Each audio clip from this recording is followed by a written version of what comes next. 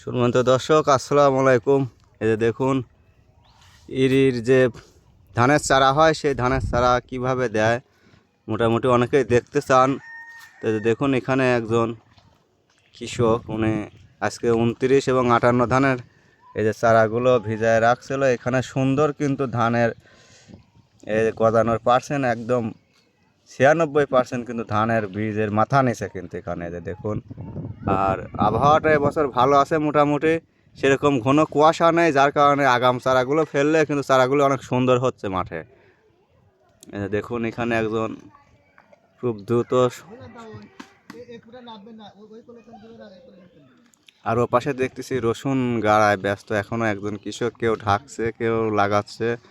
আর এটা মূলত পাবনার চাটমোহর উপজেলার ফৈলজানা ইউনিয়নের কুয়াবাসী গ্রামের মারাম্বলপুর মৌজার মধ্যে।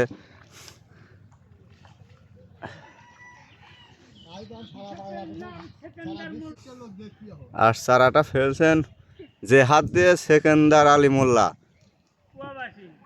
উনি চারা ফেলানো এক্সপার্ট লোক না?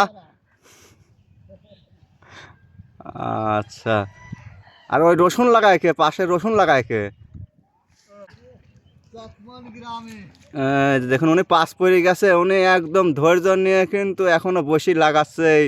সকালে আসছে, সন্ধ্যার আগে উঠে যাবে। আর ও পাশে আরেক কৃষক, ওনারাও পাশ পড়ে গেছে, ওনারা ঢেকতেছে। আর এই যে দেখুন, এখানে বেসনগুলো দেওয়া হচ্ছে। তো এবার আমাদের মাঠে এবার আগামী ধান লাগানো যাবে, কারণ এবার শস্যের প্রজেক্টটা বাতিল হয়ে গেছে, যার কারণে ডিপ তাড়াতাড়ি চালু হবে এবং আশা করা যায় ভালো ধান উৎপাদন ফলন সম্ভব হবে। এই যে দেখুন, এটা মূলত নির্দিষ্ট পরিমাপের এগুলো বেড তৈরি করা হয়েছে ধানের বীজের জন্য, চারার জন্য। ও পাশে আগেই দেওয়া হয়েছে 2-3 দিন আগে, ওগুলো মাথা নিচে সুন্দর। আর এ পাশ দিয়ে আজকে একজন এখানে কৃষক সেকেন্দার আলী মোল্লা, উনি ওনারটা প্রস্তুত করে রাখলেন, ফাইনাল মই দিয়েছেন। উনি আরও 1-2 দিন পরে হয়তো বীজটা ফেলবেন। আর এখানে একজন দিচ্ছে, এই যে দেখুন, এটা সুন্দর হয়েছে কিন্তু। এই যে এনার হাত দিয়ে দিলেন, আপনি দিলেন তাই না? জি জি। আপনার বেসন দেয় খুব এক্সপার্ট দেখতেছি। ও, আমি ছোটবেলা থেকে কৃষকের কাজ কামে খুব মানে পারদর্শী।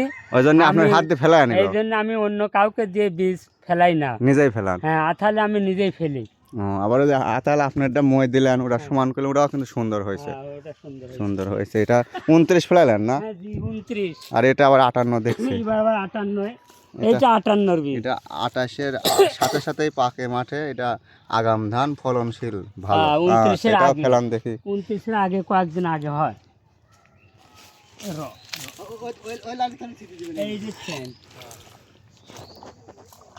এই যে দেখুন, চারাগুলো এভাবে ফেললে মোটামুটি 3 দিনের মধ্যেই একটা মাথাগুলো দাঁড় হয়ে যাবে।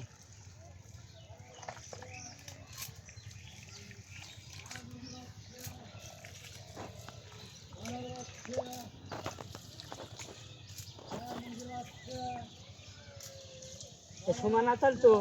হ্যাঁ, না কম বেশি আছে? একই মাপে বেটি আর মাঝে মাঝে দিয়েছে। ওটা কি ফেলবে?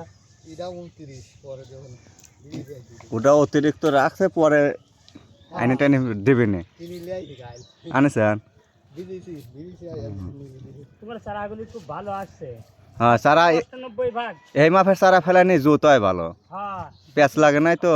বেশি অঙ্কুর বাইরে লিপারে, বেশি মাথা গজাইলে পরে প্যাঁচ লেগে যায়, সারে না, গোট গোট পরে। সারা যাচ্ছে, দেখছে না? চারা দিয়ে সুবিধে কথা, এইরকমই যার নিয়ম। চারা বেশি অঙ্কুর একদম ওই ঘরে ব্যাস আছে।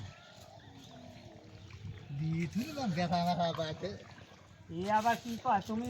চারা আমার কয়েকজন কইছি, চারা এবার চারা বিক্রি করলে দামও পাবেন না, কারণ অনেকেরই আধ বিঘি আছে, কেউ চারা দেবে চায় না। কেউ আধ বিঘি 3 পয় 1 বিঘি লাগাবে, চারা দেয় না তো। আমার আনারা দুই ভাই আমাকে যে দামে চারা দিও। হ্যাঁ আমারটা কি করা হবে? হ্যাঁ, জগৎ লক্ষ্মী লগত পাগল হইছে। তো ভিডিওটা দেখে ভালো লাগলে অবশ্যই লাইক, কমেন্ট, সাবস্ক্রাইব করে সঙ্গে যুক্ত থাকবেন। ধন্যবাদ সবাইকে। আসলে আমাদের পাবনার চাটমোহর উপজেলার ফৈলজানা ইউনিয়নের কুয়াবাসী গ্রামের মারাম্বলপুর মৌজা, এদিকে আমরা এভাবে ধানের বীজগুলি মূলত বেড তৈরি করে বীজ তৈরি করা হয়, ধানের চারা তৈরি করা হয়।